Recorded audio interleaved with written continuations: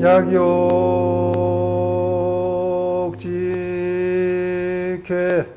기도 평상심시도 하이평상심 무조작 무시비 무치사 무단상 무범무성 이니라나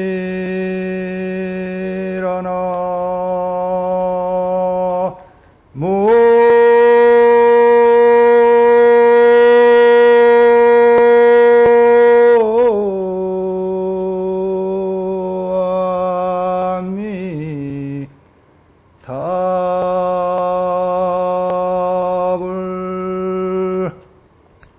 약욕직회 기도, 여러분이 만약에 곧바로 이 도를 알고자 하신다면은 평상심시도, 평상심이 도입니다. 하이 평상심, 무엇을 일러서 평상심이라고 하겠습니까? 무조작, 없을 무자, 지을 조자, 지을 작자, 인위적으로 지은 조작하는 마음이었고, 무시비, 없을 무자, 옳다 시자, 그르다 시자, 그르다 비자, 옳고 그르다는 시비심이 없고, 무치사, 없을 무자, 취할 치자, 버릴 사자, 가지고 버리는 취사가 없고, 무단상, 끊어질 단자, 없을 무자, 항상 상자, 끊어지고 영원한, 이어지는 것이 없는 무범무성, 없을 무자, 범부범자, 없을 무자, 성인성자, 범부도 없고 성인도 없고 그러한 마음을 일러서 평상심이라고 합니다. 평상심시도, 평상심이 도입니다. 안녕하세요. 반갑습니다. 오늘은 BBS 불교방송 TV 정기수요법회 일입니다. 역대 최장 기간으로 50여일이 넘도록 장마비가 내리고 또 최근에 큰 태풍으로 인하여 피해가 너무나 많습니다. 빠른 시일 내에 피해 지역에 복구되기를 바랍니다. 또 피해를 입으신 분들께 심심한 위로의 말씀을 전해드리고자 합니다. 그동안 그 비와 장마의 피해와 태풍의 피해는 없으셨는지요? 또한 전 세계가 코로나19로 인하여 많은 사람들이 죽고 또 고통받고 있습니다. 전 세계 모든 나라가 코로나19로 고통을 받고 있고 또 우리나라 한국도 역시 이렇게 고생들을 하고 있습니다. 코로나19로 인하여 많은 어려움을 겪고 또 태풍과 장마로 많은 피해를 극복해 나가고 있습니다. 수해 피해 복구와 코로나19 극복을 위해서 수고하시는 모든 분들께 큰 격려의 박수를 한번 부탁드리겠습니다. 코로나19를 빨리 극복하고 치료제 백신이 나와서 세계 모든 나라가 코로나19를 이겨내고 정상적인 그런 그 생활이 되어갔으면 하는 그 발언을 기도 묵념을 법회 시작하기 전에 스님이 죽비를 3번 치고 죽비를 3번 치고 다시 또 묵념하고 3번 쳐서 이렇게 많은 분들이 동시에 그렇게 그 부처님께 소원하는 그 소원 성취 기도를 했으면 좋겠습니다. 죽비를 3번 치면은 코로나19가 빨리 극복되고 대치되고 또 백신이 빨리 개발되고 또 수해와 태풍의 피해를 받으신 분들이 빨리 정상적으로 회복될 수 있게끔 하는 기도를 올리겠습니다.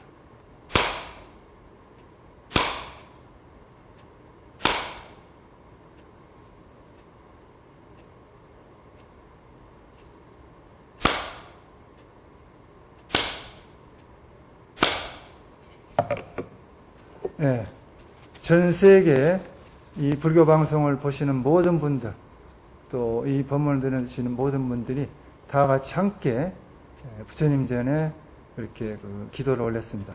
오늘 이 시간에는 여러분과 함께 평상심시도와 나눔의 미라는 주제를 가지고 말씀을 나누고자 합니다. 미국 사회에서 모범적인 기부를 하시는 분과 마조 스님의 평상심시도에 대한 말씀을 올리고자 합니다. 현대 전 세계 자본주의 국가는 대부분의 나라가 자본주의의 단점인 빈익빈 부익부 현상, 다시 말해서 가난한 사람은 더욱더 가난해지고 부자는 더욱더 부자가 되는 현상으로 부의 분국화, 양극화 현상을 겪고 있습니다. 국가 사회를 가난한 사람들과 재산이 많은 부자로 두 개의 집단으로 나누어서 양극화 시켜 놓아 버리게 된 것입니다. 미국이 보수적이면서 자본주의의 단점인 부의 양극화 현상을 극복하면서 자본주의 국가 사회를 유지하고 발전시켜 나가는 것은 노블레스 오블리주, NOBLESSE, OBLIG, 노블레스 오블리지 기부문화 때문입니다. 노블레스 오블리주는 고귀한 신분, 귀족의 역사학인 유럽 사회에서 유래된 말입니다. 사회 고위층의 인사와 재산을 많이 가진 부자에게 요구되는 높은 수준의 도덕적 의무를 의미하는 프랑스 말입니다. 오늘날 21세기 유럽 사회 상류층 사람들의 의식과 행동을 지탱해온 정신적인 뿌리의 사상입니다. 노블레스 오블리주라는 용어를 처음 사용한 사람은 프랑스 작가이자 정치가인 가스통 피에르 마르크, 우리가 쓰는 가스통이 아닙니다. 가스통 피에르 마르크, 그리고 212년 전, 약 200여 년 전에 1808년에 고귀한 신분에 따르는 사회적 의무를 강조하면서 사용했던 그런 말입니다. 사회의 상류층 귀족으로 정당하게 대접받기 위해서는 노블레스, 즉 고귀한 신분, 명예를 가진 만큼 오블레즈, 책임과 의무를 다해야 한다는 그런 뜻입니다. 높은 사회적 이치, 부와 명예를 가진 상류층 가문의 가훈입니다. 노블레스는 닭의 벼슬을, 즉 명예를 의미하고, 오블레즈는 달걀의 노른자, 결과, 책임과 의무를 뜻합니다. 닭이 알을 생산해내지 못하면 어떻게 됩니까? 의미가 없죠. 그러면서 닭에 붙어있는 벼슬, 명예만 자랑하게 되면은, 자랑하면서 날뛰면은 닭이 웃음거리밖에 되지 않습니다. 그래서, 명예를, 벼슬을 가진 만큼 알을 잘 생산해내고, 책임을 져야 된다는, 그런 역할을 해야 된다는 그런 말씀입니다. 그런 노블레스 오블레즈 근원을 찾아 올라가면은 로마 시대 귀족들이 행했던 것입니다. 예를 든다면 전쟁이 났을 때 귀족들이 앞장서서 솔선수범해서 전쟁에 참가하는 것도 노블레스 오블레스의 실천 사례입니다. 노블레스 오블레즈 개념이 널리 통용되고 회자된 때는 세계 1차 대전, 2차 세계대전이 일어났던 그런 때입니다. 그때 당시에 영국에 명문학교가 있었습니다. 이튼 칼리지라는 학교인데 그 학교 학생들의 출신들이 앞장서서 솔선수범해서 전쟁에 참전하고 국가 사회적 의무를 다하는 모범을 보여주었습니다. 노블레스 오블레즈의 상징적인 도시가 있습니다. 여러분들 어느 도시인지 아십니까? 여러분 잘 아시죠?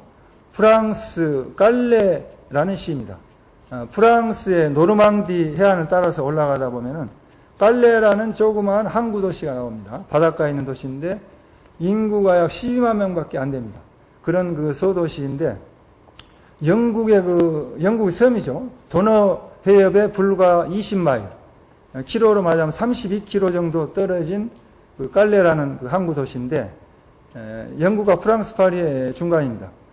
깔레시는 영국과 프랑스가 100년 전쟁을 했습니다. 1337년부터 1453년까지 116년 동안 전쟁을 했다 중단했다 하면서 프랑스 땅을 전쟁터로 해가지고 이어짐과 끊어짐을 반복하면서 116년 동안 전쟁을 했습니다. 그런데 1347년 669년 약 670여 년 전에 그 깔레시가 영국에 끝까지 그 반항을 합니다. 저항을 해가지고 영국이 항복을 하지 않아요. 그래서 영국군이 이제 그걸 깔레시를 점령을 하게 됐는데 1347년에 깔레시가 항복을 하게 됩니다. 그래가지고 그때 당시 영국 왕이 에드워드 3세였습니다. 에드워드 3세가 그 깔레시 항복 사절단에게 6명의 교수형을 취할 사람을 보내라. 이렇게 대표자 6명을 교수형에 취해서 사형에 처하겠다고 이야기를 합니다. 그래가지고 깔레시에 의해서 6분이 대표로 나와서 자진해서 그 교수형에 처하게 되는 것입니다.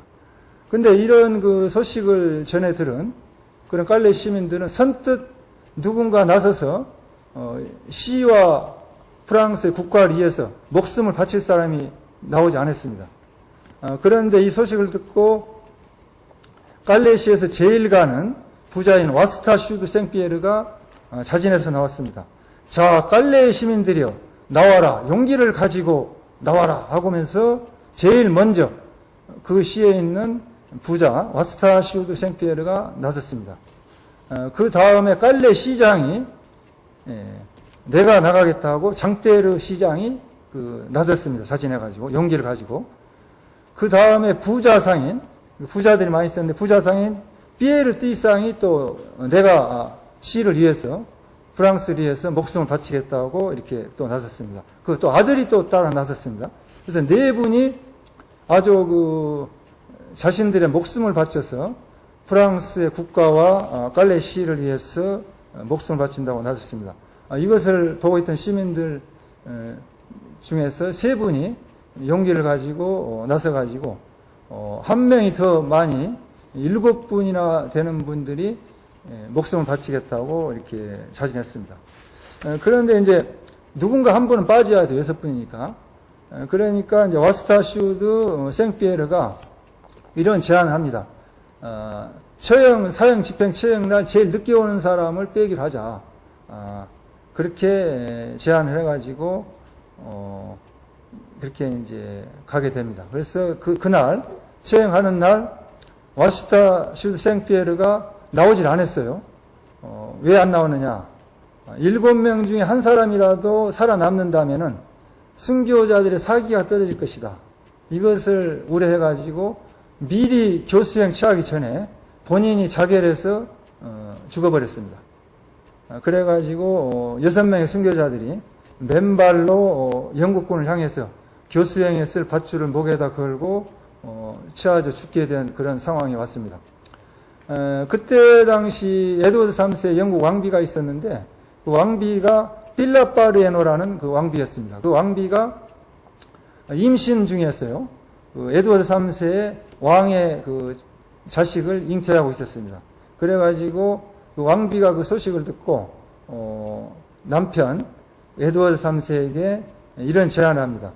폐하, 제 뱃속에 당신 아기가 잉태되었습니다. 이 아기를 생각하셔서 처참한 일을 하지 마시옵소서. 부디 자비를 베풀어 주소서 하고 이렇게 아주 애걸 벗걸하다시피 그 영국 왕에게 간청을 드리게 됩니다. 그러니까 왕이 생각할 때 가만히 생각하니까 내 부인의 그 잉태된 자기의 그 이세가 이런 그 처참한 일을 해가지고 영향을 주면 되지 않겠다 해가지고 그 사형 집행을 취소해버리게 됩니다.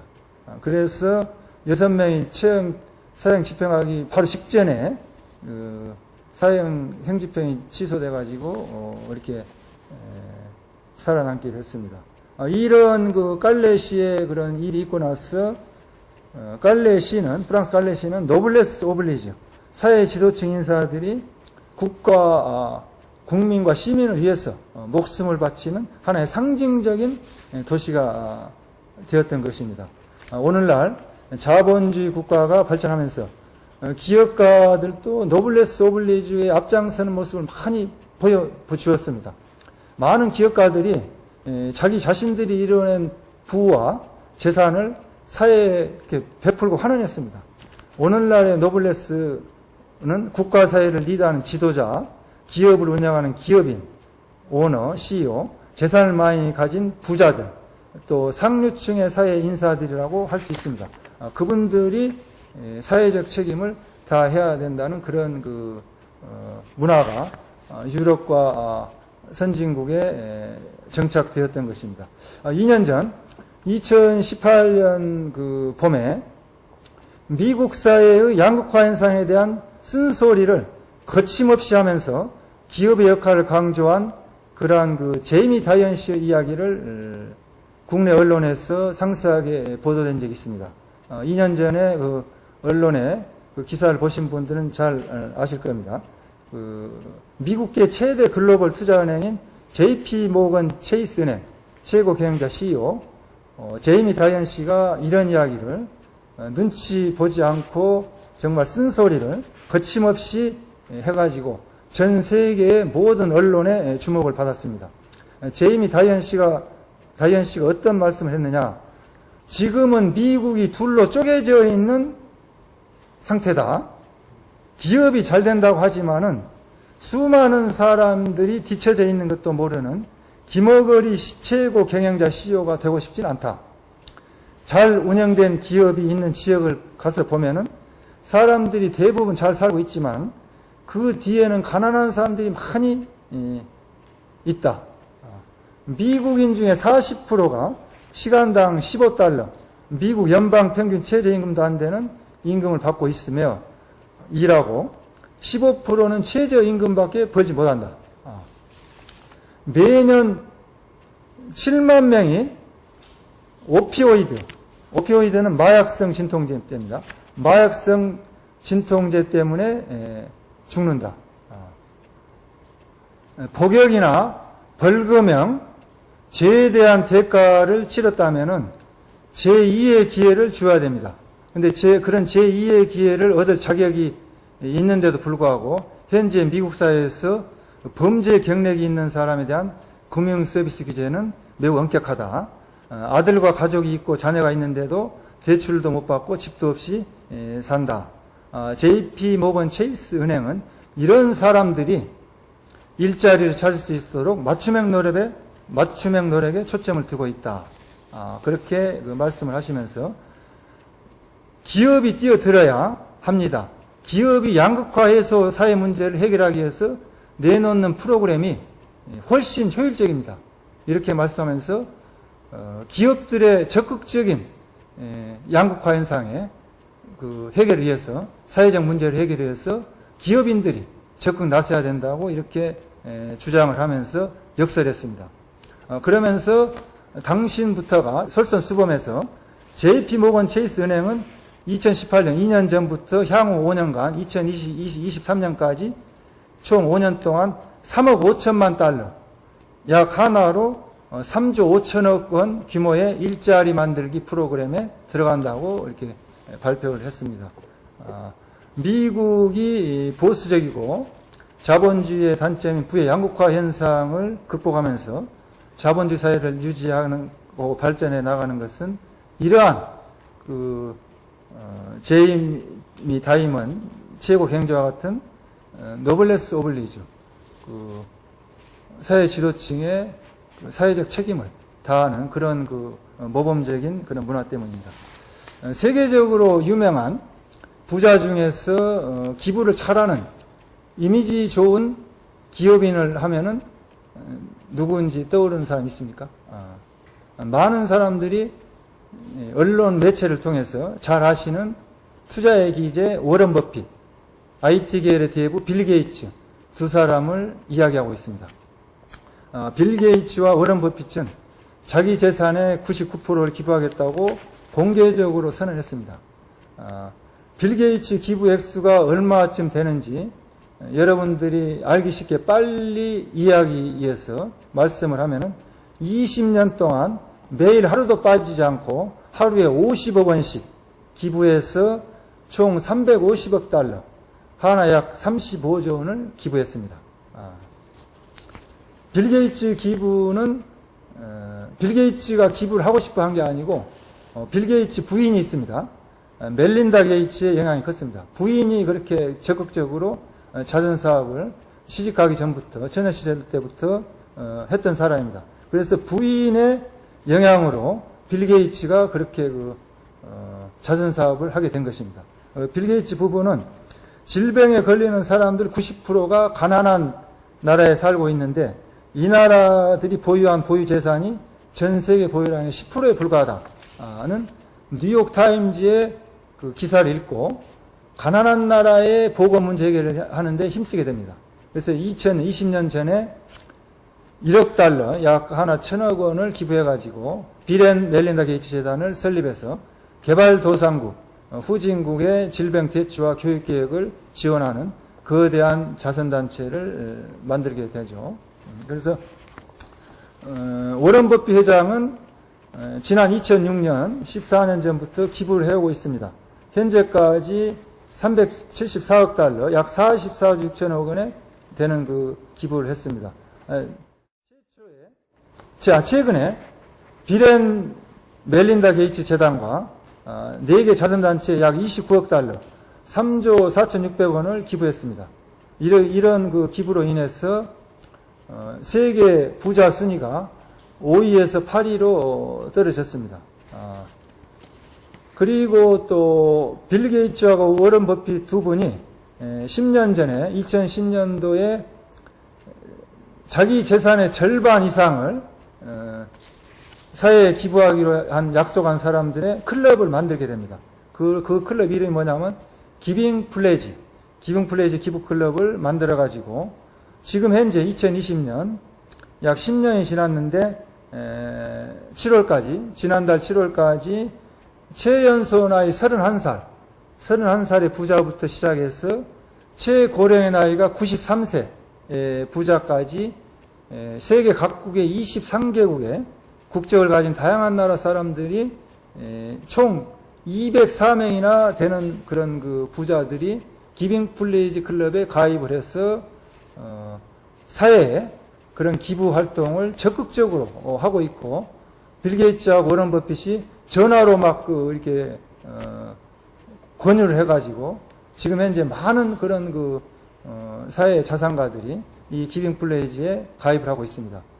아쉽게도 23개 국가 중에서 204명의 부자 회원 중에서 정말 아쉽게도 우리나라 한국의 국적을 가진 부자가 단 한 명도 없습니다. 좀 부끄러운 일인데요. 우리 한국의 불교 신도님들이 여성 불자님들이 많다고 하는데 빌 게이츠 부인처럼 남편들을 잘 설득을 하셔가지고 이런 기빙 플래지 같은 클럽에 가입하는 부자들이 나왔으면 좋겠습니다. 많은 사람들이 빌 게이츠, 워런 버핏을 존경합니다. 또 워런 버핏과 빌 게이츠처럼 기부를 잘 하는 사람이 되고 싶어 하기도 합니다. 그런데 워런 버핏과 빌 게이츠가 존경하는 사람이 있습니다. 여러분 누구겠습니까? 잘 안 알려져 있는데요. 척 피니시입니다. 척 피니시. 원래 척 피니시 이름은 찰스 피니, CHARLES FENEY, 찰스 피니입니다. 이분은 35년 동안 무려 9조 원이 넘는 돈을 본인의 이름을 밝히지 않고 비밀리에 익명으로 기부해서 자선사업가의 제임스 본드라고 이렇게 별칭을 불리는 사람입니다.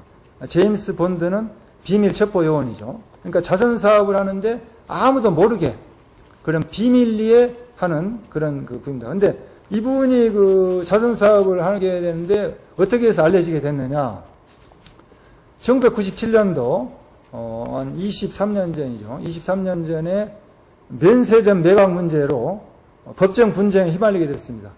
그때 이제 조사를 받게 됐는데 조사 과정에서 비밀 회계장부가 발견되어 가지고 비밀 회계장부에 어떤 것이 기록이 있었느냐. 15년 동안 아무도 모르게 비밀리에 2,900번에 걸쳐서 40억 달러, 한국 원화로 약 4조 5천억 원이라는 큰 돈을 아무도 모르게 세계 각국의 그 어려운 그런 곳에 기부 활동을 했던 것입니다.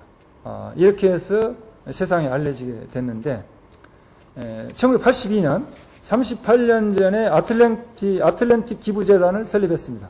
그래가지고 그 아틀랜틱 재단을 통해서 미국, 베트남, 필리핀, 쿠바 많은 나라의 의료 교육 분야에 지원하게 됩니다. 이러한 찰스 피니의 기부 활동은 철저하게 비밀리에 하게 됐는데, 그 기부 동기는 어머니의 가르침에서 시작됐습니다. 찰스 피니 어머니가 받는 사람의 부담을 덜어주고 싶다면은 도왔다는 사실을 자랑하지 말라. 그러는 그 가르침 속에서 착한 일을 하되 비밀리에 하라. 성경에도 왼손이 하는 일을 오른손이 모르게 하라는 그런 그 이야기도 있습니다만은, 이렇게 아무도 남몰래 무주상 보시를 실천하신 분이 찰스 피니십니다. 이분은 학교, 병원, 도서관, 연구기관, 기숙사 어느 한 곳을 설립해도 본인의 찰스 피니라는 이름을 볼 수가 없습니다. 찰스 피니 기부 사실이 알려지게 된 이후에도 기부를 멈추지 않고 매일 하루에 1,100만 달러, 약 11억 원을 기부하게 됩니다. 하루도 빠지지 않고. 찰스 피니의 기부율은 99%에 달했습니다. 그래서 3년 전 2017년 찰스 피니가 기부한 금액은 9조 5천억 원이 넘습니다. 이렇게 많은 돈을 기부하면서도 찰스 피니 자신의 이름을 가지고 있는 자동차가 없습니다. 자가용을 가지고 있지 않아요. 그리고 샌프란시스코의 임대주택에서 살고 있습니다. 그리고 손목시계가 15달러, 약 15,000원 정도밖에 안 되는 검소한 시계를 차고 있고, 비행기를 타면은 이코노미석을 탑니다. 기부하는 이유가 뭐냐 이렇게 물어보니까, 기부하는 이유는 내가 필요한 것보다 많은 돈이 생겼기 때문입니다.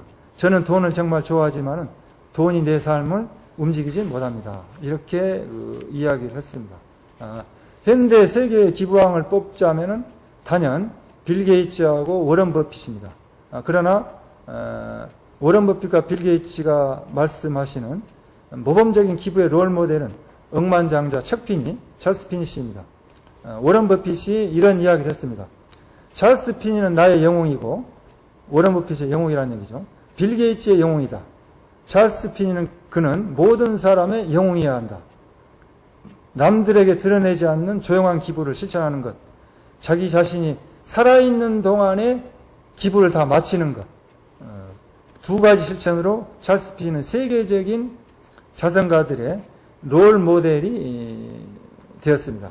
많은 재산을 가진 사람들이 살아있는 동안 그 재산을 가치 있는 일에 써야 하는 도덕적 책임을 받아들이지 않는다면 후손들에게 문제를 만들 수 있다. 이렇게 찰스 피니 씨가 이야기를 했습니다.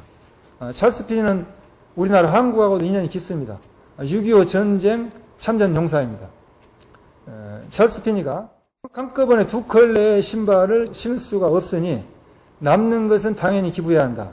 이런 말씀을 했고, 아무리 돈이 많은 사람도 바지를 2벌 입지는 않습니다. 이렇게 말씀을 했는데, 또 재미있는 그 사실은 휴대전화 요금을 많이 쓰고도 전화가 없으면 살 수 없다는 딸이 찰스 피니 씨에게 이야기를 하니까 주변에 공중전화가 있다고 공중전화 약도를 그래가지고 딸에게 이렇게 가르쳐주는 참 그 자상한 그 아버지입니다. 찰스 피니의 기부 원칙을 다시 한번 말씀드리면은 자신의 이름을 절대 밝히지 않는다. 죽어서가 아니라 살아서 모든 걸 기부한다. 또 진정으로 누군가를 돕는다는 것은 돈만 건네면 끝나는 것이 아니고 그들이 자립할 수 있게 일어설 수 있게끔 끝까지 책임을 지는 것입니다. 이렇게 찰스 피니 씨가 전 세계 기부의 롤 모델로서 많은 사람들에게 감동과 울림을 주었습니다. 우리 불자님들은 정말 이런 그 부처님의 대자대비한 자비의 나눔, 그런 그 실천을 해야 되지 않나. 세계적인 기부왕 빌 게이츠와 워런 버핏이 존경하면서 기부의 롤 모델로 삼고 빌 게이츠와 워런 버핏의 영웅이면서 모든 사람들에게 영웅이어야 한다고 극찬을 한 찰스 피니시의 나눔의 아름다움을 실천한 이 시대의 보살이라고 저는 생각을 합니다.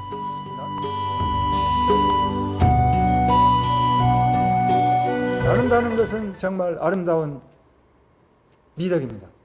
불교에서 보시야라는 말씀이 있습니다. 부처님께서도 금강경에 무주상 보시를 말씀하셨습니다. 금강경 제14품 이상정멸분에서 말씀하신 걸 말씀드리면은 수보리 보살 응리 일체상 발안옥따라 삼맥삼보리심 불응주 색생심 불응주 상향 미쪽법생심 응생 무소주심 약심유주 직이비주 수보리야 보살은 마땅히 일체의 모든 상을 떠나서 안옥따라 삼맥삼보리 즉 깨달음의 마음을 내서 일으킬 것이니 마땅히 색에 머물러서 마음을 내지 말고 성향 미쪽법에 머물러서 마음을 내지 말고 마땅히 머무는 바 없이 마음을 낼지니라. 만약 마음이 머무름이 있으면 곧 머무름이 아님이 되느니라. 시고로 불설 보살심 불응주 색보심 수보리 보살 위 이익일체 중생 응여시 보시라. 그러므로 부처님께서 보살은 마땅히 마음을 색에 머물러서 보시하지 않는다고 말씀하셨다. 수보리야 보살은 일체 모든 중생을 이익되게 하기 위하여 마땅히 이와 같이 나누고 베풀고 보시하느니라고 이렇게 말씀하셨습니다. 수보리에게 하신 말씀이지만은 이 시대를 살아가는 우리들에게 여러분들에게 하신 말씀으로 생각하신다면 좋겠습니다. 우리는 일체의 모든 중생들을 이익되게 하기 위하여 베푸는 상 없이 아상을 버리고 동체 대비의 원력으로 어려운 이웃을 위하여 사회의 자비의 나눔을 실천해야 한다고 생각합니다. 금강경에서 아상이 있으면은 보살이 아니다. 이렇게 명확하게 말씀하셨습니다. 일체 모든 상을 버리고 안옥따라 삼맥삼보심을 일으켜서 무주상 보시를 해야 합니다. 그래야 일체 모든 중생을 이익되게 해 나가야 합니다. 세계 인류는 하나의 꽃입니다. 세계 일화입니다. 국제자선단체 영국 자선지원재단 CAF가 발표한 세계 기부지수 2년 전 2018년도 통계에 따르면은 우리나라 한국 기부 참여 지수는 얼마냐? 조사 대상국이 146개국인데 60등입니다. 60위. 경제협력개발기구 OECD 국가 중에 36개 국가 중에서 21등입니다. 21위. 국내 총생산 GDP에 비하면은 굉장히 낮은 기부지수라고 합니다. 또 한국통계청에서 매년 해마다 기부 경험이 있는 사람과 기부 의향에 대해서 조사를 해서 발표를 합니다. 그 1년 전 작년 2019년 그 조사에서 조사를 보면은 3,700명을 조사 대상으로 진행한 결과 기부 경험이 없는 사람이 74.4%, 약 75%이고 기부 경험이 있는 사람이 25.6%밖에 안 됩니다. 그럼 왜 기부를 안 하는가? 사회에 기부를 안 하는 그 이유가 경제적인 여유가 없어서 형편이 어려워서 못한다. 이게 51.9%. 기부에 관심이 없다. 관심이 없어서가 25.2%. 기부단체에 못 믿겠다. 불신감 때문에 14.9%로 조사되었습니다. 그 경제적 여유가 없다고 하는데 사실상 이건 핑계에 불과합니다. 기부는 경제적 여유가 있다고 꼭 하는 것이 아닙니다. 한국의 기부 문화가 발전되려면은 우리 불자님들이 부처님의 대자대비한 자비의 나눔을 실천해서 설선수범하고 모범을 보여서 사회를 이끌어가는 리더적인 그런 그 선도적인 역할을 해야 된다고 생각합니다. 3일 수심 천재보요 100년 탐은 일조진이라 3일 동안 닦은 마음은 천년의 보배요 100년 동안 탐한 물건 하루쯤에 티끌입니다. 사람은 빈손으로 왔다가 빈손으로 갑니다. 보시 바라며 자비심으로 이웃에게 재물과 부처님 법을 베푸십시다. 베푸는 상 없이 무상 보시를 합시다. 부처님의 자비의 나눔, 아름다운 나눔을 실천해서 우리 불자님들이 한국 사회를 리드하고 전 세계 인류를 리드해 나갔으면 좋겠습니다. 그래서 불교를 믿는 국가가 많아지고 지구상에 이 불국토를 부처님 국토를 건설해야 되지 않나 이런 생각을 해보면서 이런 그 자료를 가지고 여러분과 함께 말씀을 나누었습니다. 평상심시 도는 마조어록에 나오는 말씀입니다. 마조 스님은 조사선을 일상생활 속에서 보편적으로 실천한 스님입니다. 선종의 역사에서 한 획을 그은 스님인데 육조 해능 스님이 조사선을 일으켰다고 한다면은 마조 스님은 조사선을 보편화시킨 그런 그 스님으로 역사적으로 평가를 받고 있습니다. 평상심시 도에 나오는 마조어록에 나오는 그 내용을 간략히 하나 살펴보면서 이렇게 말씀을 나누고자 합니다. 시중은 마조 스님이 대중에게 말씀하셨습니다. 도불용수, 도는 닦을 필요가 없으니, 도는 닦는 데 속하지 않습니다. 만약에 도를 닦아서 얻는다고 하면은 무너질 수도 있습니다. 그 도가 떨어질 수가 있어요. 도를 얻었다고 무너지면은 성문 갖게 되고, 또 도를 닦지 않는다고 하면 범부 받게 되지 않습니다. 단막오염이라. 다만 더러움에 물들지 말고 오염되지만 마십시오. 화이오염이라. 무엇을 오염이라고 합니까? 단유생사심. 다만 일어났다 내렸다 하는 기멸심, 생사심으로 조작 취향, 조작하거나 마음이 휘둘려서 따라가는 취향하는 바가 있으면 생각을 이리저리 조작하거나 의도적으로 마음이 일어나서 변하고 발전되는 대로 휘둘려서 따라가는 바가 있다면은 계시오염이라. 모두가 다 오염입니다. 영기연멸이지 생사라 라고 나홍선사께서 말씀하셨습니다. 한 생각이 일어나고 한 생각이 멸하는 것이 이름하여 죽고 사는 생사다. 우리들이 몸으로 태어나서 몸을 화장해서 죽어서 없어져 버린 그런 것이 생사가 아니고, 몸은 살아있지만은 한 생각 일어나면 한 번 태어난 것이고, 한 생각이 없어지면 한 생을 다 산 거다는 거죠. 그래서 한 번 태어나고 한 번 그런 그 생사가 영기연멸이 생각이 일어나고 멸하는 것이 생사라는 것입니다. 그러면서 우리들은 살아가면서 정신적으로 많은 것을 그 인식하면서 받아들이고 살고 있습니다. 그걸 오염이라고 하는데, 눈으로 보고 귀로 듣고 코로 냄새 맡고 입으로 맛을 보고 몸으로 느끼고 뜻으로 생각하고 안, 입이, 설신이 6감각기관으로 들어오는 그런 그 108번의 망상에 휘둘려서 정신적으로 그렇게 그 업을 지으면서 오염을 시키고 있는 것입니다. 또 우리는 또 육체적으로는 환경을 오염시키는데, 우리가 평생 먹는 음식의 양이 얼마냐, 이것을 제가 조사를 해보니까 80세를 기준으로 했을 때, 80살까지 산다고 했을 때 약 13톤의 밥을 먹는다고 합니다. 보통 사람이 많이 먹기도 하고 적게 먹기도 하지만 13톤의 밥을 먹고 밥과 물 위에 반찬이나 채소, 과일 등을 갖다 합치면 약 60톤을 먹는다고 해요. 엄청나게 먹어야 됩니다. 2톤짜리 트럭으로 30대분을 먹어 치웁니다. 그리고 이제 그 배설물로 배출하는데, 배설물로 지구를 오염시키는 게 약 20톤의 그런 그 배설물로 오염을 시키면서 그 환경을 오염시키면서 살아가고 있습니다. 또 자신을 오염시키면 병이 생기죠. 그래서 당뇨병도 생기고 혈압도 높아지고 콜레스테롤도 높아지고 이렇게 살아가고 있습니다. 약욕지켜 기도라. 만약에 곧바로 이 도를 알고자 한다면은 여러분들이 도를 알고자 하십니까? 저는 도에 관심이 없습니다. 제가 뭐 도를 알아서 뭐합니까? 이렇게 말씀을 하신 분이 계실 겁니다.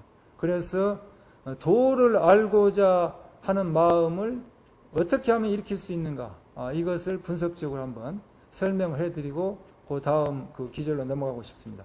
그래서 여러분들이 잘 아는 순치왕제 출가시가 있습니다. 순치왕제는 1644년 1661년까지 중국 청나라 시절입니다. 청나라 때 18년 동안 중국 천하를 통일해가지고 18년간 황제로 있으면서 청나라가 국가 불안 요인을 다 해소시켜서 명나라의 잔존 세력을 팽정함으로써 안정적인 청나라 국가를 확립한 황제로서 세 번째 황제로서 세조 황제입니다.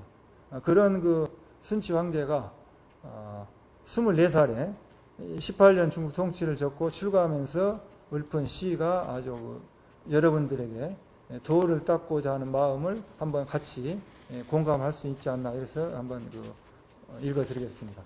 순치왕제 출가시를 보면은 곳곳이 총림이요 쌓인 것이 밥이거늘 대장부 어디 간들 밥세 그릇 걱정하라. 황금과 백억만이 귀한 줄 알지 마라. 스님 가사옷 얻어 입기 무엇보다 어려워라. 이념은 중국 중원처나 임금노도 학원만은 나라와 백성 걱정 마음 더욱 시끄러워. 인간 백년살이 36,000날 이것만 풍진 떠난 명산 대차례 한나절에 미칠송가. 그러니까 출가한 그런 그 도를 닦고 나온 그 한나절이 인간 세계에서 출가하기 전의 세계에서 100년간 36,000과 맞먹는다는 거죠. 당초에 부질없는 한순간의 잘못으로 가사장삼 벗어 던지고 곤룡포를 감게 됐네. 이내 몸은 본래 천축국의 승려인데 무엇을 반연하여 중국 제왕가에 떨어져 태어났나. 그러니까 전생에 인도의 승려였다는 겁니다. 이 몸이 나기 전에 그 무엇이 내 몸이며 세상에 태어나서 내가 또한 누구단가. 자라나 사람 노릇 잠깐 동안 날아더니 눈 한 번 감은 뒤에 내가 또한 누구련가. 100년의 세상 일은 하룻밤의 꿈속이요 만리의 이강산은 한판 노른 바둑이라. 대우씨가 구주 먹고 탕임금은 거를 치며 진시황이 육국 먹자 한태조가 세태 닦네. 자손들은 제 스스로 제살복을 타고나니 자손들 이해한다고 말손으로 그만하소. 수천 년의 역사에 많고 적은 영웅들이 사방에 누워있는 한준 흙에 불과하다. 올 적에는 기뻐하고 갈 적에는 슬퍼하니 속절없이 인간 세상 한 바퀴를 돌았도다. 애당초 오지 않았으면 갈 길조차 없으리니 기쁨이 없었는데 슬픔인도 있을 손가. 나날이 한가로움 내 스스로 할 것이니 이풍진 세상 속에 온갖 고통 예의하라. 입으로 맞들이면 시원한 선열이요 이 몸에 걸친 것은 누더기뿐이로다.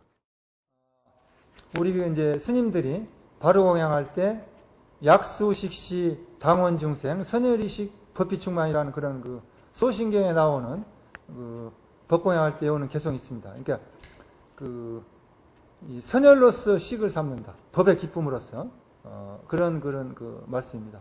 또 3회 1발로 그 밥그릇 하나, 바루대 하나 가지고 이렇게 탁발하면서 정진하면서 산다는 것이죠. 오와 사이에서 자유로운 손님 되어 부처님 도량 안에 마음대로 논의세라. 세속을 떠나는 일 쉽다고 하지 말라. 숙세에 쌓아놓은 성근 없이 아니 되네. 18년간 지나간 일 자유라고는 없었도다.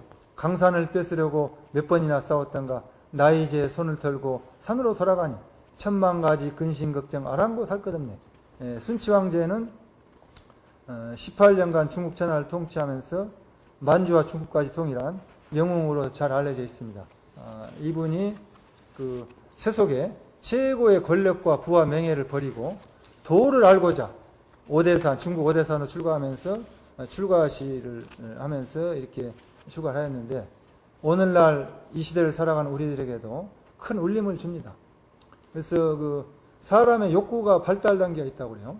그 이제 미국의 심리학자 에이브레임 메슬로우가 연구한 그런 학술적인 연구에 의하면은 5단계로 처음에 나눴습니다.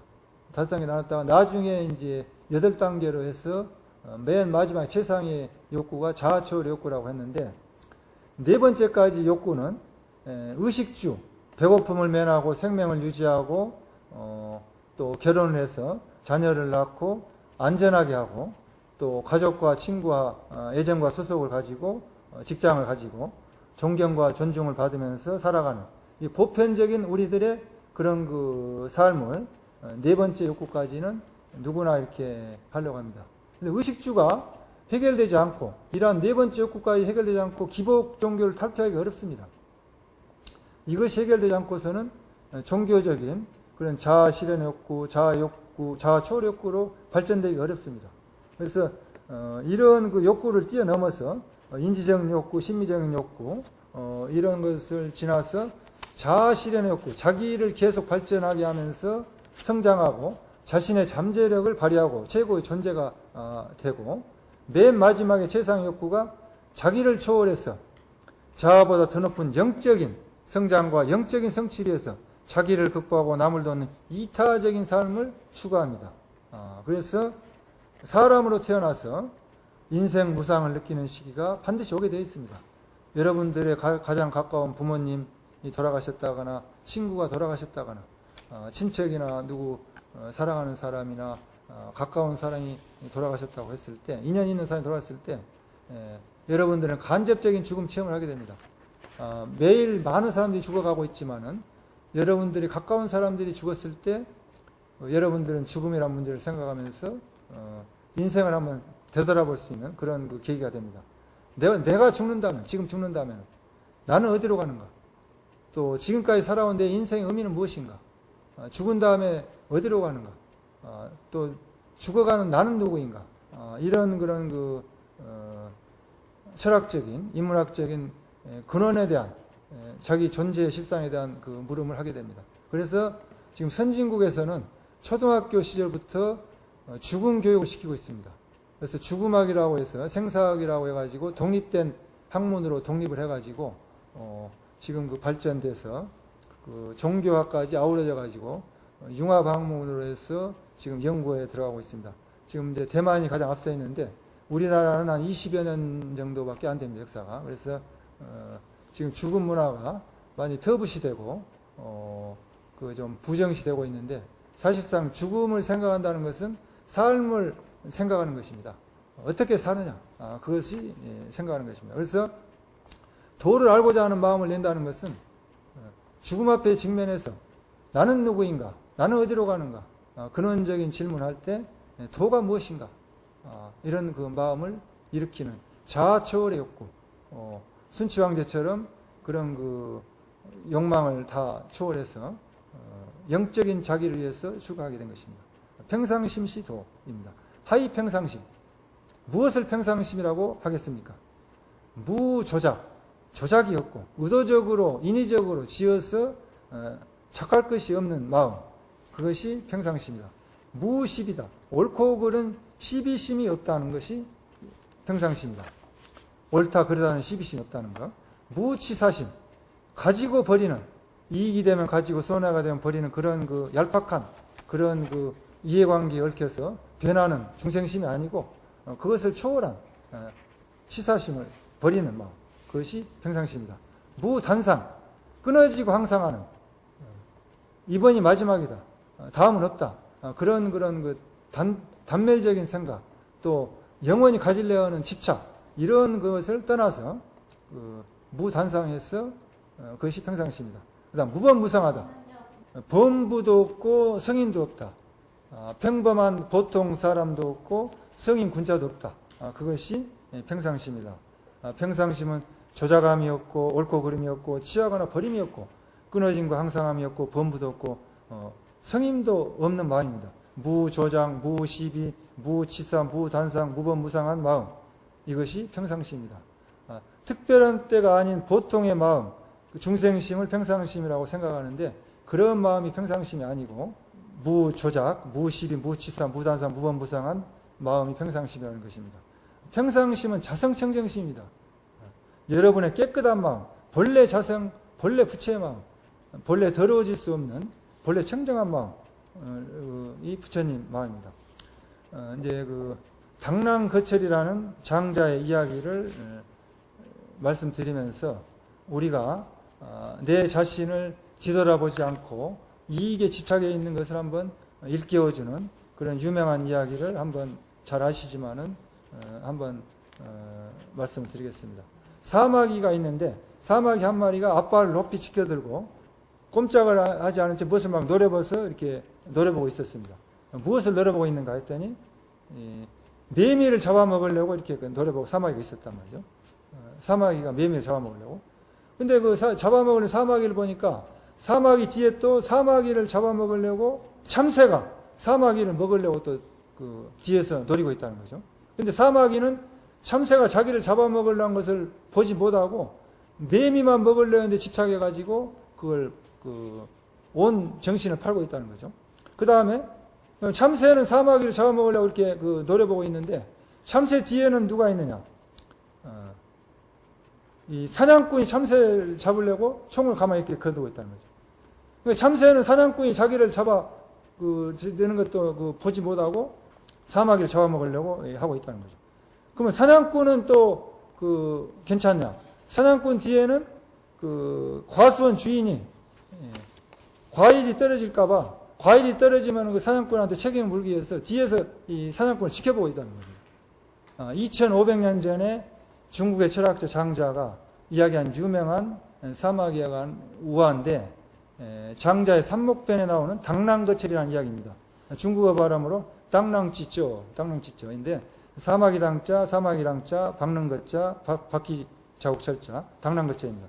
이 이야기는 자기 분수도 모르고 자기 죽을 줄 모른다는 거죠. 자기 죽을 줄 모르고 오만방자하게 날뛰면서 욕심에 집착해가지고 이렇게 설치는 것, 그것을 경계하는 이야기입니다.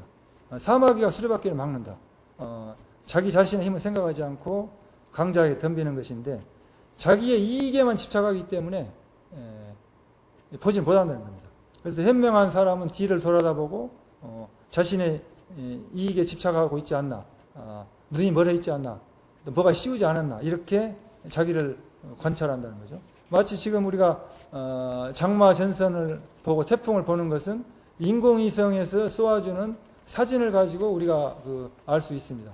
그러나 이 지구에서 살고 있는 한은 그 장마 전선의 그 구름과 또 태풍을 파악할 수가 없습니다.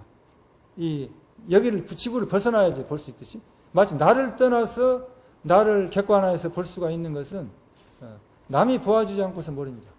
그래서 남을 봄으로써 남의 잘못을 내 허물로 거울로 삼아서 이렇게 보는 그런 그 방법도 있죠. 그래서 전체적인 시각으로 멀리 높이 객관적으로 바라다보고 눈앞의 이익에 집착하지 않는 마음, 이것이 평상심이 아닌가, 이런 생각을 해보는데요.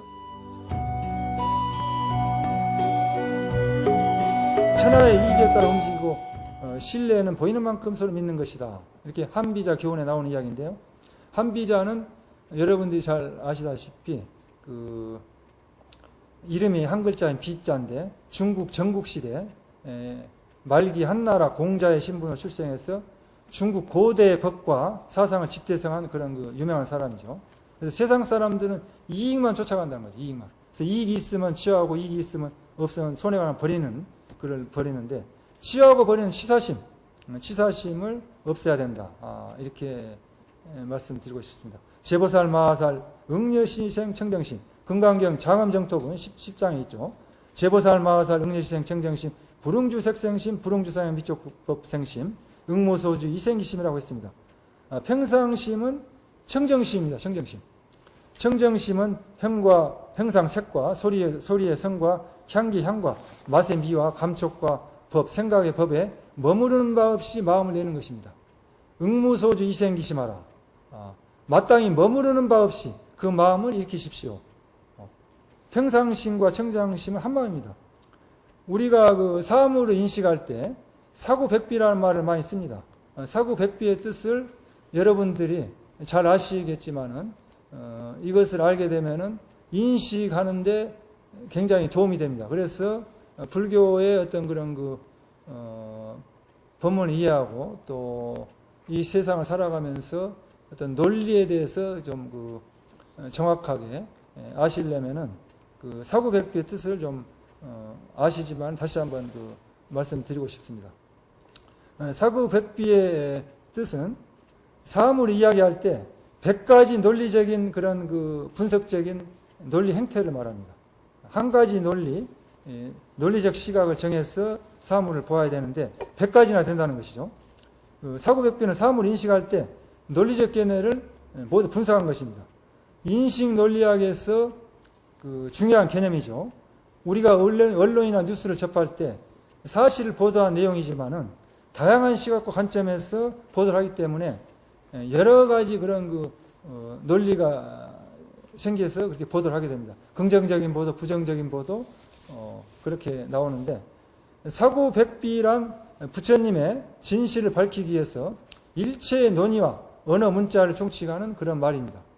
그래서 사구란 한번 설명하면은 제1구 있다 있을 유자, 제2구 없다 무, 제3구 있기도 하고 없기도 하다, 또 역자 있을 유자, 또 역자 없을 무자, 역유역무하다. 제4구 있는 것도 아니고 없는 것도 아니다. 아닐 삐자 있을 유자, 아닐 삐자 없을 무자, 비유 비무하다. 그러니까 유, 무, 역유, 역무, 비유, 비무, 이 네 가지 논리가 사구입니다. 사구 네 가지.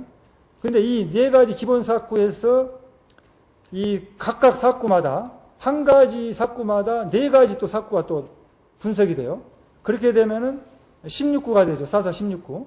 기본 사구 놔두고. 그러면 16구가 논리로 그 인식을 하는데 16구 논리가 이미 일어났던 그런 그 16구가 있고 아직 일어나지 않는 16구가 있습니다. 그걸 합하면은 32구가 됩니다.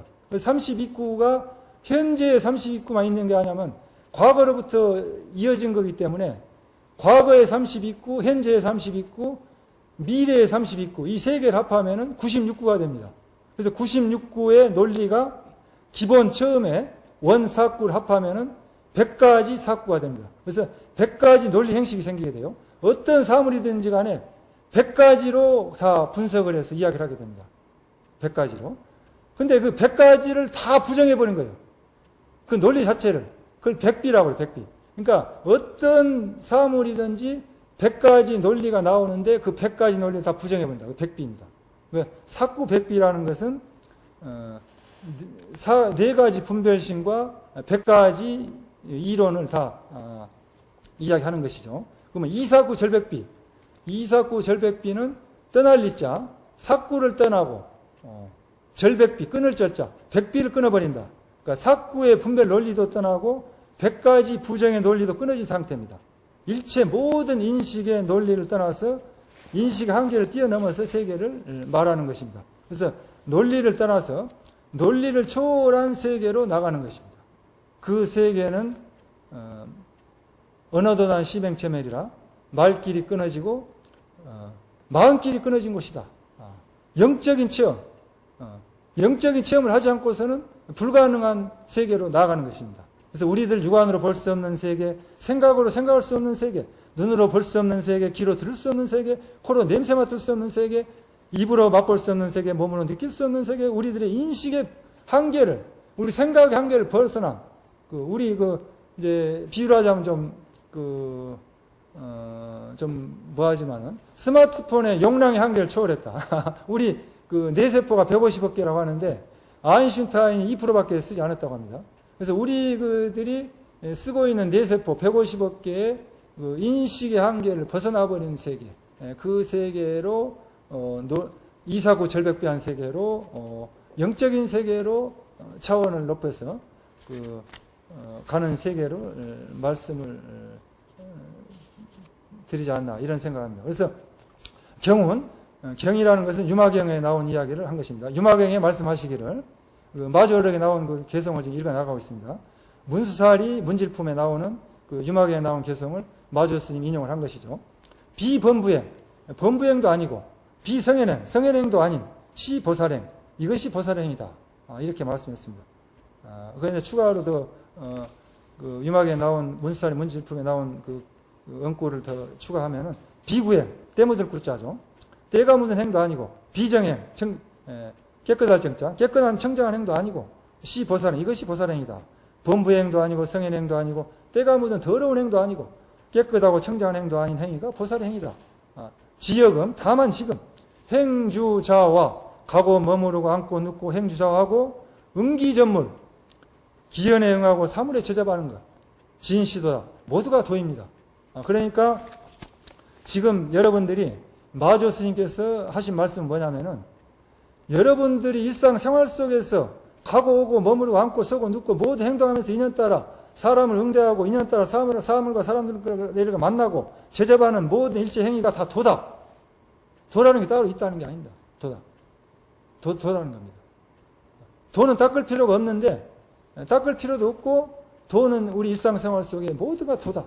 마치 약초 한의학을 공부하시는 그 사람이 한의학을 공부하러 산속으로 들어가다가 들어갈 때는 다 잡초로 보이던데 10년 동안 산속에서 약초 실험을 하고 풀을 갖다 내려오면서 뭐라고 하냐?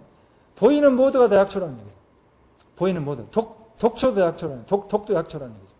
마찬가지로 도를 닦기 전에, 도를 이루기 전에는 도가 따로 있는 줄 알았는데 도라는 것은 원래 있는 거고 닦을 필요가 없고 우리들이 가지고 있는 것이고 우리들 일상생활이 다 도다. 이렇게 주사선을 보편화시켜버린 유명한 그런 이야기도 나옵니다. 우리들 여러분 일상생활 속에서 여러분과 같이 존재하는 것이 도고 우리들이 도하고 항상 함께하고 있다는 겁니다. 남학해양선사 유명한 큰 스님이 마조 스님하고 일화가 유명하죠. 다 아시는 이야기일 겁니다. 중국 당나라 때 시절이죠. 행학의 전법원에서 남학해양 스님을 마조 스님이 만납니다. 공부할 때. 남학해양 스님이 마조 스님에게 물었습니다. 대덕은 이제 스님을 대덕이라고 불립니다. 대덕 스님하고 이렇게 부르는데, 대덕, 마조 스님, 자선에서 뭘 하려고 하는가? 마조 스님이, 남학해양 스님, 스승이 묻는 말에 대답을 했습니다. 부처가 되려고 합니다. 그러니까, 그 다음에 이제 남학해양 스님이 벽돌 하나를 들고 가가지고, 마조 스님이 공부하는 암자 앞에서 벽돌을 이렇게 갈고 있었습니다. 그러니까 마조 스님이 이제 벽돌을 가는 소리가 막 나니까, 밖으로 나와서 보니까, 해양 스님이, 남학해양 스님이 벽돌을 갈고 있거든요. 그래서 벽돌을 가라 뭘 하려고 하십니까? 하고 이렇게 해양 스님께 물었습니다. 남학해양 스님이 말했습니다. 벽돌을 갈아서 거울을 만들려고 하네. 이렇게 이야기하니까 마조 스님이 말했습니다. 벽돌을 간다고 그게 어찌 거울이 되겠습니까? 이렇게 이야기를 하니까 남학해양 스님이 그 말이 떨어지기가 맞아 벽돌 갈아서 거울이 될 수 없다면 자선으로 어찌 부처가 되겠는가 하고 이렇게 일가를 합니다. 그러니까 마조 스님이 이제 어떻게 해야 되겠습니까? 그러면 하고 이렇게 남학해양 스님께 물었습니다. 그러니까 남학해양 스님이 말했습니다. 소가 수레를 몰고 가는데, 소 달구지가 수레를 몰고 가는데 수레가 가지 않고 멈췄다. 수레를 채찍으로 때려야 하는가? 소를 때려야 하는가? 이렇게 마조 스님께 물으니까 마조 스님이 아무 이야기를 하지 않고 있었습니다. 남학해양 스님이 말했습니다. 마조 스님은, 대덕은 자선을 배우려고 하는 것인가? 자부를 배우려고 하는 것인가? 만약에 자선을 배운다면 선은 안고 눕는 것이 아니며, 만약에 자부를 배운다면 부처님은 정해진 상 정상이 있는 것이 아니니, 무주법, 없을 무자 머무를 자, 머무름이 없는 법에 있어서는 마땅히 취하거나 버려서는 안 된다. 마조 스님이, 대덕이 만약 자부를 한다면 이는 곧 부처님을 죽이는 것이고, 만약에 앉아있는 모습 자상에 집착한다면 그 이치를 여달하지 못할 것이다. 예. 손은 마음이고 수레는 몸입니다. 참선 공부는 앉아서만 하는 공부는 아닙니다. 앉아서 힘을 얻기가 쉬우니까 고요히 앉아서 마음을 관찰하는 것입니다. 우리들이 하루 종일 24시간 하는 일상생활을 분석해 보면은 8가지 행동으로 분석이 됩니다. 8가지는 행하고, 가고, 주하고, 머무르고, 좌하고, 앉고, 눕고, 말하고, 묵묵하게 있고, 말이 없고, 움직이고, 가만히 있고, 정하고, 행주, 자와, 어묵동정, 일체처, 일체시, 어느 장소에서든지, 언제, 어느 때나, 이것을, 행주, 자와, 어묵동정, 일체처, 일체시가 24시간 일상생활을 이야기하는 것입니다. 언제든지 할 수 있는 공부가, 어디든지 할 수 있는 공부가 일상생활 속에서 하는 공부가 참선 공부입니다. 마조 스님은 조사선을 우리들의 보편적인 일상생활로 이렇게 할 수 있게끔 만드신 분입니다. 마조 스님이 절을 하고 남학해양 스님께 물었습니다. 어떻게 마음을 써야 무상삼매에 개합할 수 있겠습니까? 남학해양 스님이 말했습니다. 그대가 심지법문을 배우는 것은 마치 씨를 뿌리는 것과 같고, 내가 법요를 말하는 것은 비유하자면 하늘에서 비를 적셔주는 것, 태구와 같다. 그대는 인연이 맞으니 마땅히 도를 보게 될 것이다. 마조 스님이 물었습니다. 도는 색상이 아닌데 어떻게 해야 볼 수 있겠습니까? 남학해양 스님이 말했습니다. 심지 법안으로 도를 볼 수 있으니 무상삼매 또한 그러하다. 마조 스님이 말했습니다. 이루어진 성과 무너진 괴가 있습니까? 남학해양 스님이 말했습니다. 만약 이루어짐과 무너짐, 모임과 흩어짐으로 도를 본다면 도를 보는 것이 아니다. 나의 개송을 들어라. 심지함 제종이라 마음 땅 심지는 모든 종자를 품어서 우택실계명이라 비를 만나면 모두가 싹이 트는데 삼매 화무상이라 삼매의 꽃은 모습이 없거늘 학의 복화성이라 어찌 무너졌다가 다시 이루어지는 것이 있겠는가. 마조 스님이 이 개성에 확철대오와 크게 깨달으셨습니다. 마음이 초연해지고 개오 10개자 깨달았자, 심이 초연, 마음심자 뜻이자, 뛰어넘을 초자, 그럴련자, 확철대오에서 도를 깨닫게 된 것입니다. 6조 단경에 보면은 이 법문 중에 막힘이 없고 걸림이 없어서 밖으로 일체 선악 경계에서 마음의 생각이 일어나지 않는 것을 자라하고, 몸뚱아리가 앉아있는 게 자가 아니고 마음이 생각이 일어나지 않는 것을 자라한다. 안으로는 자성이 움직이지 않는 것을 보는 것을 선이라고 한다. 그러니까 선이라는 것은 내 자성의 그 본성을 관찰하고 비추는 것이라는 것이죠. 육체와 몸이 앉아있는 것이 자성이 아닙니다. 경계에 즉해서 마음에 생각이 일어나지 않는 것, 그것이 자고 안으로 자성을 비추는 것을 선이라고 했습니다. 그러니까 우리가 일상생활하면서 일하면서 무슨 일을 하든지 간에 자선할 수가 있는 것입니다. 그런 것이 참선입니다. 앉아서만 하는 공부를 하면 앉은뱅이가 참선을 잘할 것입니다. 선정은 밖으로 상을 내리는 것이 선이고 안으로 어지럽지 않는 것이 정이다. 6조 단계에 나오는 이야기죠. 경계를 보고 경계를 생각하기 때문에 어지러지는 것입니다. 보살경에 말씀하시기를 나의 본성이 원래 스스로 청정하다. 여러분들의 본성이 본래 청정하다는 것입니다. 남학혜영선사가 육조 스님을 찾아뵙고 예배하는 그 유명한 그런 화두, 이먹고 시시무 화두가 있죠. 남학혜양선사가 육조 스님을 찾아뵙고 참례를 했습니다. 예배를 했습니다. 육조 스님이 말했습니다. 어느 곳에서 왔는고? 이렇게 회양 스님이 물으니까 숭산에서 왔습니다. 육조 스님이 말씀하시기를 무슨 물건이 이렇게 왔는고? 남학혜양선사 스님이 무슨 대답을 다 할 수 있습니다. 어떤 이론을 갖다 붙여 이야기할 수 있어요. 아까 말씀드린 대로 사구백비라고 100가지 논리로 다 이야기할 수 있습니다. 그런데도 말을 할 수가 없고 도저히 입이 떨어지지 않고 무슨 이야기를 할 수가 없이 꽉 막혀버렸습니다.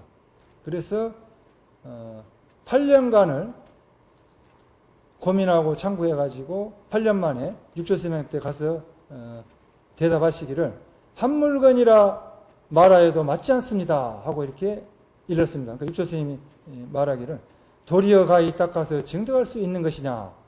그러니까 회양 스님이 닦아 징함은 없지 않으나 물들어 더럽혀지지는 않습니다.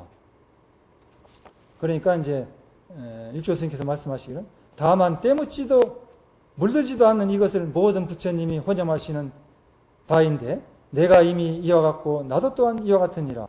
서천의 반야다라가 예언하시기를 너의 발 아래 망아지 한 마리가 나와서 천하의 사람을 밟아 죽이리라 하셨으니 마땅히 내 마음에만 두고 모름지기 속히 사라지 말지어다. 그러니까 이미 육조 스님께서 남학회양선사 제자들 중에서 마조 스님, 망아지 한 마리가 말맞자 쓰죠. 망아지 한 마리가 나와서 이 세상 사람들 다 천하의 사람들을 평정하리라 이렇게 예언하셨습니다. 그래서 마조 스님이 남학회양선사 스님으로서 조사선의 유명한 그런 가풍이었고 조주 스님, 임재 스님이 다 마조 스님의 제자들입니다. 도 즉시 법계, 도는 즉시 법계입니다. 법의 세계는 많은 법이 있는 만법의 세계입니다. 만법은 하나의 진실한 법계, 일진법계, 한일자, 참진자, 법법자, 세계개자입니다. 내지 하사매용, 항아의 모래알과 같이 오묘한 작용까지도 불출법계, 법계를 벗어나지 못합니다. 약불연자, 만약에 그렇지 않다면 우나 무엇을 일러서 원심지법문, 심지법문을 말하고 우나 무엇을 일러서 언무진등, 무진등을 말하겠습니까? 무진등은 한 개의 등불로 수많은 등불을 켤 수 있는 등입니다. 한 사람의 법으로서 수많은 사람을 교화해도 다음이 없다는 것을 비유한 그런 말씀이죠. 일체법, 모든 법은 계시심법이라 모든 마음법, 심법입니다. 일체명, 일체 모든 이름은 계시심명이라 모든 마음의 이름, 심명입니다. 마음법 개종 심생이라 마음법은 모두 다 마음으로부터 나오는 것이니 심이 마음법지 근본이라 마음이 마음법의 근본이 되는 것입니다. 마음법이 모두 마음에 의지해서 만들어집니다. 화엄경에 일체유심조 오직 모든 것은 마음이 진다고 했습니다. 마음심자 한 글자에 부처님께서 말씀하신 49년간 말씀하신 고구정략에 말씀하신 8만 대장경이 다 들어있습니다. 화엄경의 유명한 개송을 한글로 한번 창을 한번 올려드리겠습니다. 만약에 어떤 사람이 과거, 현재, 미래, 삼세 모든 부처님을 알고자 한다면 마땅히 법계의 성품을 관찰할지니라. 일체 모든 것은 오직 마음이 지었느니라.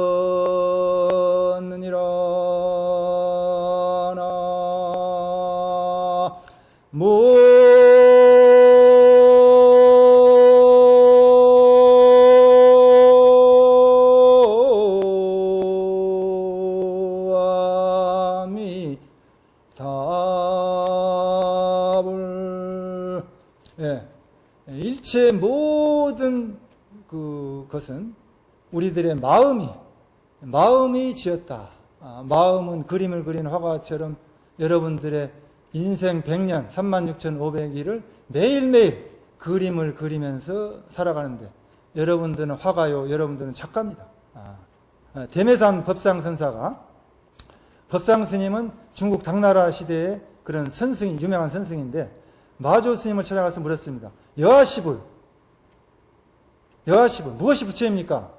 마조 스님이 말했습니다. 즉심시불이라. 바로 마음이 부처다. 법상선사는 그 마조 스님의 말 한마디에 크게 깨달았습니다. 마음이 부처입니다. 평상심이 도입니다. 마음은 눈으로 볼래야 볼 수가 없고, 귀로 들을래야 들을 수가 없고, 코로 냄새 맡을래야 맡을 수가 없고, 입으로 맛볼래야 맛볼 수 없고, 몸으로 느낄래야 느낄 수 없고, 생각으로 헤아리려야 헤아릴 수 없습니다. 마음을 어떻게 해야 하겠습니까? 내 마음 내가 모르죠. 내 마음 내가 몰라. 마음을 찾는 방법 중에서 화두를 참고해서 찾는 방법이 있습니다. 여러 가지 방법이 있지만은 그걸 관화선이라고 하는데 화두선이 관화선입니다. 마조 스님께서 말씀하신 유명한 화두가 있습니다. 마조 스님이 원상을 다 그려놓고 하신 말씀을 하던데 마조 스님이 어떤 스님이 마조 스님께 참내하러 오니까 원상을 크게 이렇게 그렸습니다. 그래가지고 원상에 들어가도 치고 들어가지 않아도 주장적으로 치겠다. 이바타 불이바타 이렇게 그 스님에게 말씀을 했습니다. 그러니까 스님이 그 얘기를 듣자마자 원안으로 그냥 들어가 버렸어요. 들어가니까 스님이 말했습니다. 들어가니까 마주 스님이 바로 주장자로 들어간 스님을 이게 쳤습니다. 요즘 같으면 폭력이라 하겠죠. 그렇지만 그때는 이제 법거랑이니까 그런 것을 뭐 시비하지 않고 이렇게 쳤습니다. 그래서 스님이 말했습니다. 마조 스님께서는 화상은 저를 치지 못했습니다. 주장자 쳤지만 치지 못했습니다. 그러니까 마조 스님이 주장자를 쳐놓고 주장자에 기대가지고 쉬어버렸습니다. 쉬어가버렸습니다. 이것이 우리 그 선종의 그 화두의 1700공안 중에 유명한 마조 원상의 이바타 부리타라는 그런 그 화두입니다. 들어가도 치고 안 들어가도 치겠다. 그러니까 아까 제가 말씀한 사구백비, 이사구 절백비한 그런 그 논리를 초월한 들어가거나 들어가지 않는 거나 이런 그 논리를 초월한 세계로 체험을 해야만이 일구를 일릴 수가 있지. 많은 그 역대 그 선배 스님들이 일러놓은 그런 그 언구를 그대로 따라서 지식으로 하게 되면 의리선이라고 합니다. 그래서 일본 같은 경우는 의리선이 발달해서 그런 화두를 그 옛날 그 큰 스님들이 일러놓은 그런 그 지식을 가지고 외워가지고 이렇게 답을 써서 내고 해서 근데 그것은 실질적으로 선이라고 할 수가 없습니다. 하나의 지식으로 가지고는 그걸 의리선이라고 합니다. 의리선. 그건 사고백배 다 걸려요. 그래서 마조 스님이 원상을 그려놓고 들어가도 쳐도 치고 안 들어가도 친다. 이베아타 부리베아타라고 했습니다. 어떻게 해야 마조 스님의 방망이를 면할 수가 있겠습니까? 마조 원상의 이베아타 부리베아타 했으니 어떻게 해야 살아갈 수 있겠습니까? 우리는 그런 그 화두를 참고해서 화두를 타파해서 우리의 본래 자성청정심을 깨닫고 동치에 대비해 대자대심으로 많은 중생들을 제도해야 하겠습니다. 번창 공안 화두가 안 계신 분들이 있을 겁니다. 그런 분들은 쉬운 화두가 있어요. 보편적인 화두, 시신마, 이시자, 무엇인고 심자, 말맞자, 이것이 무엇인고, 화두를 하시면 좋겠습니다. 화두가 처음에 잘 안 됩니다. 발심이 안 되면은. 그런 분은 수식관도 잘 안 되신 분은 연불, 기도, 참선, 강경, 독경 이런 여러 가지 수행법을 같이 병행해서 해 나갔으면 좋겠습니다. 질문이 들어와서 평상심시 도라고 했는데, 평상심시 도를 깨닫게 되면은 아상이 없게 됩니다. 통달 무아법자라 내가 없는 법을 통달해 버리게 됩니다. 그렇게 되면은 이익과 손해를 초월해서 자기를 자아초월했고, 맨 마지막에 그 욕구로서 영적인 자아를 추구하는 그런 고차원의 그런 욕구가 일어나서 그런 인생을 살게 됩니다. 그래서 찰스 피니시처럼 본인의 집도 가지지 않고 무주택자로, 정말 무주택자입니다. 확인해 보십시오. 샌프란시스코 임대주택에 살고 있고, 또 자동차가 없습니다. 자가용이. 그 많은 재산을 가진 분이 다 사회에 환원시켜서 어려운 이웃을 도와주고, 그리고 검소하게 살고 공중전화를 써라 딸에게 약도를 그려줄 정도로 정말 무소유를 실천하시는 그런 분이, 그런 정신과 사상이 어디에서 오느냐? 바로 선의 사상, 평상심시도, 마조 스님이 말씀하신 무조작하고 무시비하고 무단상하고 무치사하고 무범무성하는 그런 자성청정심을 깨달고, 건강에서 말하는 통달무아법자, 무아를 깨달아서 너와 내가 없는 그런 사상으로 육바라밀 중에 보시바라밀을 철저하게 나무리에서 사는 그런 보살행을 하게 되는 것입니다. 그래서 평상시도와 나눔의 미를 이렇게 생각하시면 좋겠습니다. 코로나19로 많은 전 세계인들이 어려움을 겪고 있습니다. 그래서 우리 불자님들이 부처님의 보시바람을 실천해서 어려운 그런 겪고 있는 분들에게 많은 그런 기부를 했으면 좋겠습니다. 불교에서는 보시바라밀을 강조하여 나눔을 선양하고 있습니다. 선수행이 개인적인 일에 집중하는 데서 머무르지 않고 나눔과 연결될 수 있다는 점이 이채롭습니다. 선과 나눔의 관계를 다시 한번 설명해 주시면 감사하겠습니다. 이런 질문이 들어왔는데요. 금강경의 14품 이상 정멸분에 모든 상을 떠나 열반에 들다는 그 14품에 보면은 잘 나와 있습니다. 수보리야, 내가 전생에 가리왕에게 온몸이 베이고 찢길 때에도 그때 나에게는 나라는 생각, 아상이 없었고 남이라는 생각, 인상이 없었고 중생이라는 생각, 중생상이 없었고 오래 산다는 생각, 수자상이 없었다. 그러므로 수보리야, 보살은 마땅히 모든 상을 여겨 가장 높고 바른 깨달음의 마음, 안옥다라 삼락삼볼심을 일으키나니 보이는 행상에 집착할 마음을 내지 말며 소리와 냄새와 맛과 감촉과 생각에 집착해서 마음을 내지 말 것이니 마땅히 집착함이 없이 마음을 내야 한다. 만약에 마음에 어떤 머무름이 있으면 그것은 곧 청정한 진리의 머무름이 아니므로 이런 까닭에 열애가 말하기를 보살의 마음은 마땅히 형상에 얽매이지 않고 무주상 보시해야 한다고 말하는 것이다. 수보리야, 보살은 모든 중생을 이롭게 하기 위하여 응당 이렇게 보시한다고 말씀했습니다. 나라는 아상을 내지 말고 나라는 것을 내세우지 말은 겁니다. 누가 자신의 몸을 피해를 준다 하더라도 화내지 말고 일체 모든 중생을 위해서 무주상 보시를 실천하는 것이 우리 불자님들의 삶입니다. 그럼에도 불구하고 현실에서는 우리 불교를 믿는 불자님들이 나눔의 실정은 미약합니다. 참선 수행은 출가자의 개인의 자기 자신만의 성불을 위하는 이기적인 삶이 아닙니다. 일체 모든 중생의 성불을 위해서 살아가면서 무아를 통달하여 너와 내가 없는 동체 대비의 삶을 사는 것이 참선 수행자, 선수행자의 삶입니다. 그러므로 남을 돕고 남에게 보시한다는 상이 있을 수가 없습니다. 계행을 지키고 보시하고 나눔을 실천하는 것은 부처님의 대자에 대비한 사상을 실천하는 것입니다. 미국의 찰스 피니시가 자신이 가진 모든 재산의 99%를 사회에 기부하고 자신의 집도 없이 샌프란시스코 임대주택에서 살고 있고 손목시계도 15,000원 정도의 저렴한 시계를 차고 자가용도 없이 대중교통을 이용하고 비행기는 이코노미석을 타고 딸에게 공중전화 약도를 그려주면서 공중전화를 사용하라고 가르치는 행위는 평상심이요 청정심이요 부처님의 마음이요 동치에 대비한 보살의 마음입니다.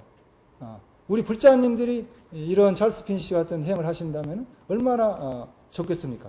선을 하시는 분이 개인의 이익을 위해서 이기적이다면 부처님의 사상을 잘못 하시는 겁니다. 제가 불자들에게 부처님께서 우바세경에서 명확하게 말씀하셨습니다. 자신의 수입의 25%, 4분의 1은 사업을 위해서 쓰고, 그 다음에 재투자를 하고, 25% 4분의 1은 가업을 위해서 생활비로 쓰고, 25% 4분의 1은 미래를 위해서 저축을 하고, 25% 4분의 1은 승가와 이웃을 위해서 보시해야 한다 하고 이렇게 명확하게 부처님께서 말씀하셨습니다. 그러므로 우리 불교를 믿는 불자님들은 수입의 25%, 자기 수입의 25%, 4분의 1은 사찰에 시주하고 사회와 이웃을 위해서 기부를 해야 하는 것입니다. 불교는 가난한 종교가 아닙니다.